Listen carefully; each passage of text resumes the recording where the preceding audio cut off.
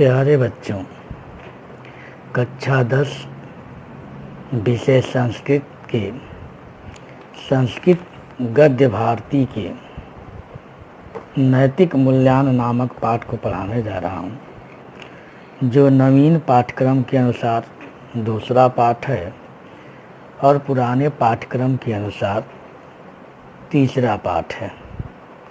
नैतिक मूल्यांकन, जिसका शाब्दिक अर्थ होता है नीति संबंधी मूल्य।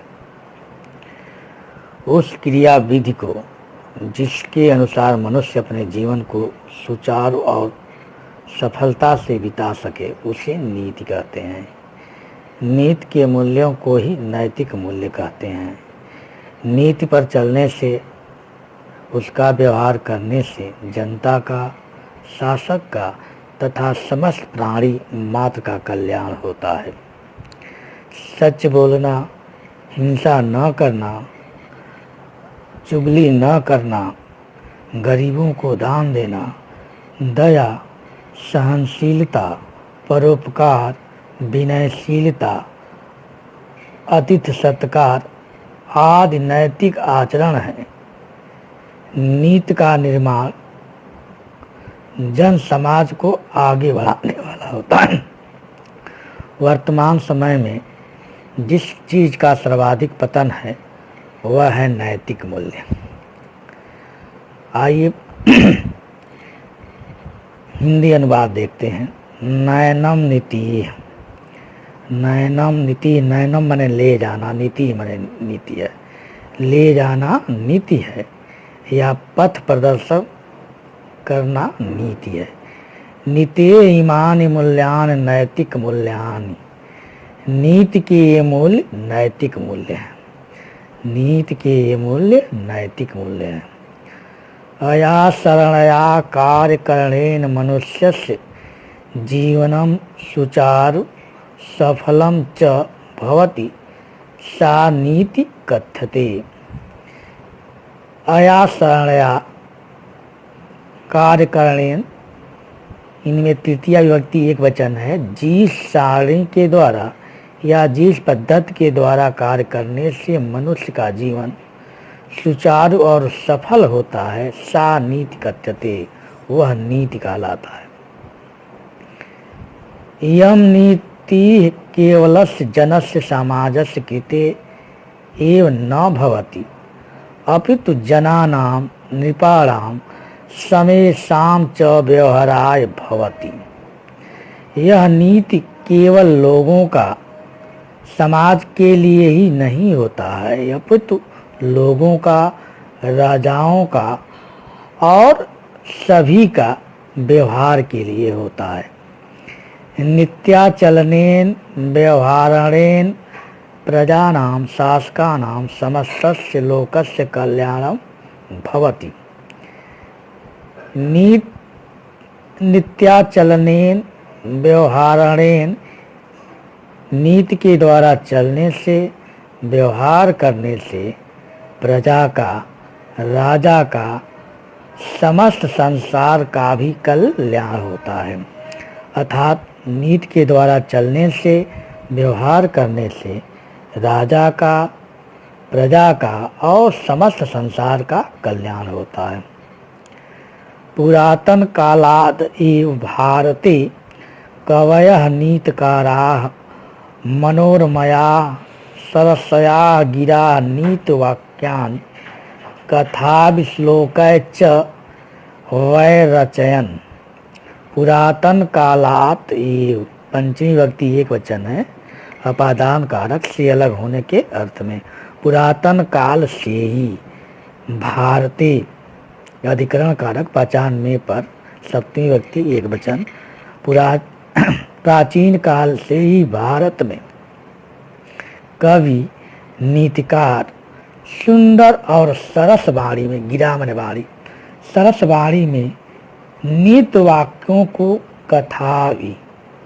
कथाओं के द्वारा, श्लोकैच और श्लोकों के द्वारा वैरचयन माने रचे। प्राचीन काल से ही भारत में कवि, नीतिकार सुंदर सरस वाणी में कथाओं के द्वारा और श्लोकों के द्वारा नीति वाक्यों को रचे। इत्थम नीति शास्त्राणि व्यवहार वीरे कांता सम्मत उपदेश युजे बभूव। इस प्रकार नीति शास्त्र व्यवहार में पत्नी से सम्मत उपदेश युक्त हुए। फलम तु इदम संपन्नम साधारणाः अपि जनाः व्यवहाराय नीति वाक्यानि नीति श्लोकानि च गलविलादः कुर्वन्तः आसन्। फलम तु इदम, फल यह हुआ कि संपन्न और साधारण लोग भी व्यवहार के लिए नीत वाक्यों को, नीत श्लोकांच और नीत श्लोकों को गल विलाद मन याद कुर्वंत अस्म, गल विलाद कुर्वंत अस्म याद करते थे।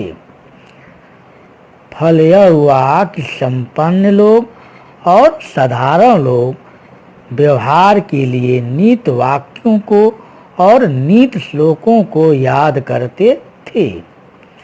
जैसे यथाच और जैसे चाणक्य नीति, विदुर नीति, विदुलोपाख्यानम, पंचतंत्रम, शुक्र नीति, घटकर्पर कीति, नीतिसारः, सुंदर पांडेयन कृता नीति द्वितिष्ठिका, भल्लाट शतकम, भृति हरिकृतम नीति शतकम, बलाल शतकम, दृष्टाद शतकम इत्यादि बहूनि नीति पुस्तकान् संस्कृते उपलभ्यन्ते।